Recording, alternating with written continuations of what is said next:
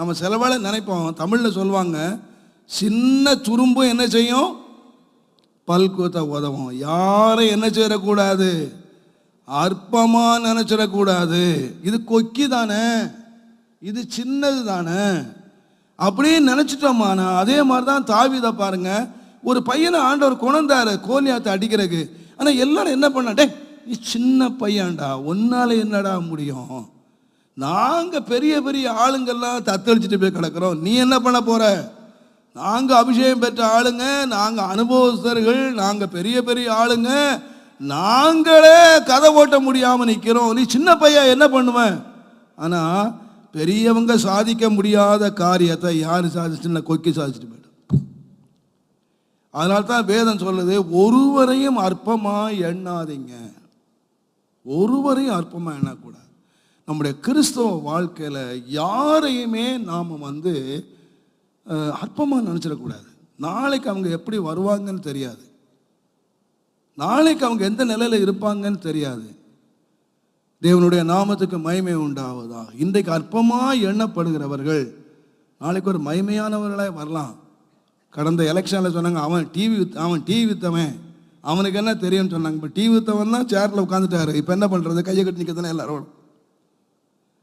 நம்ம நாட்டில் பேச தெரியாமல் பேசிடுவாங்க, எல்லாம் பேசுவாங்க. இப்போ பிரைம் மினிஸ்டர் உட்காந்துட்டாரு, யாரு, டிவி வித்தவர்.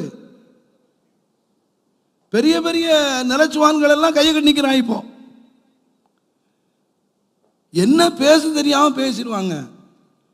ஆண்டவர் பாருங்க, அதனால்தான் சிறியவனை எங்கேருந்து எடுக்கிறாராம், பொழுது. நாளைக்கு எந்த சின்னவன் எங்க உட்காருவான்னு தெரியாது. தேவன் ஒரு பெரியவன் எடுத்து மேலே வைக்கல, ஒரு சின்னவன் எடுத்தார். ஒரு சிறியவனை புழுதிலிருந்து எடுத்தார். ஒன்றும் இல்லாதவன், புழுதியில் கிடந்தவன், ஒன்றும் இல்லாதவன், குப்பையில் கிடந்தவன், நாளைக்கு எங்கே உட்காந்துருவான் சொன்னால் சிங்காத்தில் உட்காந்துருவான். அதனால் நம்முடைய இருதயத்தில் நாம் எப்போது ஒரு ஆவிக்குரிய வாழ்க்கையில் ஒருவர் என்ன செய்யணும்னா கனம் பண்ணணும். கனம் பண்ணுறதுல முந்திக்கிடணும். அவனுக்கு என்ன தெரியும், அவளுக்கு என்ன தெரியும். ஆண்டவர் நம்மை மற்றவர்கள் அற்பமாக எண்ணுகிறதை ஆண்டவர் அலோவ் பண்ணுகிறத டோன்ட் அலோவ்.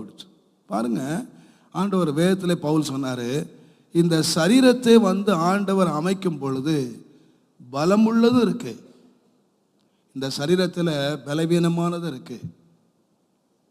இந்த கை காலில் அடிபட்டா கூட கட்டிக்கலாங்க. ஆனால் இந்த கண்ணில் ஒரு சின்ன தூசி விழுந்தா அவ்வளோதான், உட்காந்துருவான் கீழே. அது பலவீனமானது. ஆனால் அது கண்ணு இல்லாமல் இருக்க முடியுமா? முக்கியமான பகுதி எங்க இருக்குன்னு கேட்டீங்கன்னா பலவீனமான பகுதியா இருக்கு. அதுக்கு ஒரு எலும்பு இல்லை, அது ஒரு சின்ன ஒரு அவயம். ஆனா அதுல அவ்வளவு விசேஷத்தை ஆண்டவர் வச்சிருக்காரு. அதான் வேதம் சொல்லுது, கனவீனமானதுக்கு ஆண்டவர் கனத்தை கொடுத்து வச்சிருக்காரு. அது கனவீனம், ரொம்ப கனவீனம், ரொம்ப பலவீனமா இருக்கு. ஆனா அதுக்கு தான் ஆண்டவர் ரொம்ப பலத்தை கொடுத்து வச்சிருக்கிறாரு. அதே வேளையில் நம்முடைய ஆவிக்குரிய வாழ்க்கையிலும் பாருங்க, பலவானா நினைக்கிற ஆளுங்க எல்லாம் ஒருவேளை பலவீனராக போயிடுவாங்க. நம்முடைய வீடுகளிலேயும் நம்முடைய ஊழியங்களிலேயும் நாம் யாரையுமே நம்முடைய மனதில் ஒரு அற்பமான ஒரு எண்ணத்தை நினைக்கக்கூடாது. எல்லாரையும் நாம் கனம் பண்ணுகிறவர்களாக இருக்கணும். ஒருவர் கனம் பண்ணுறவர்கள் இருக்கணும். நம்ம இன்னைக்கு நான் மேலே இருக்கிறோம்னு சொன்னால் அது ஒன்லி கிரேஸ், அது ஒரு கிருபை. நம்ம இந்த கண்ணா இருக்கிறோம்னு சொன்னால் வச்சது ஆண்டவர், காலா இருக்கிறோம்னு சொன்னால் வச்சது கர்த்தர். அல்ல, எதுக்குமே மேன்மை இல்லை, எல்லாத்தையும் நாம் கனம் பண்ணணும். இது காலா இருக்குன்னு சொல்லி எனக்கு காலெலாம் வேணாம் அப்படின்னு சொன்னேன்னா நடக்க முடியாது. ஒருவேளை அது பலவீனமான ஒன்றாக இருக்கலாம். நம்முடைய குடும்பத்திலேயும் சில வேளைகளில் பாருங்க, பலவீனமான அற்பமாக வேதம் சொல்லுகிறது.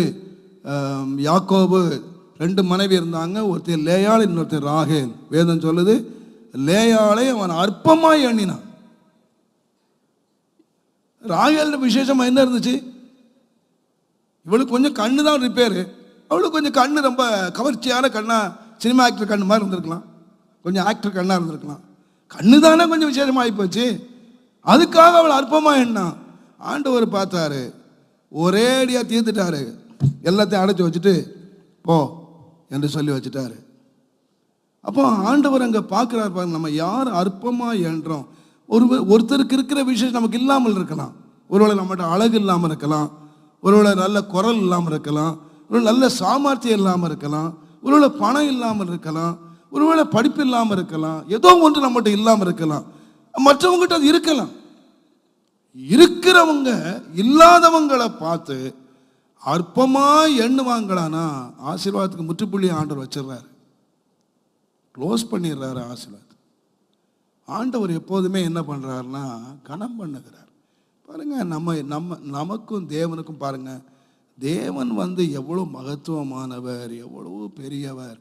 அவர் நம்ம நினைச்சார் என்று மாத்திரம் இல்லை, நம்மை மகிமையினாலும் கனத்தினாலும் முடி சூட்டினார் என்று இருக்கு. முடி சூட்டினார். நம்மளை அற்பமாக நினைச்சிடல, அவன் மனுஷன் அற்பன் என்ன நினைச்சிடல. இந்த அற்பமான மனுஷனை எடுத்து என்ன பண்ணினார் என்று சொன்னால், அவரை மகிமையினாலும் கனத்தினாலும் முடி சூட்டினார். இப்போ நம்மளை முடி சூட்டி வச்சிருக்கார். நம்மளை அற்பமாக நினைக்கவே இல்லை.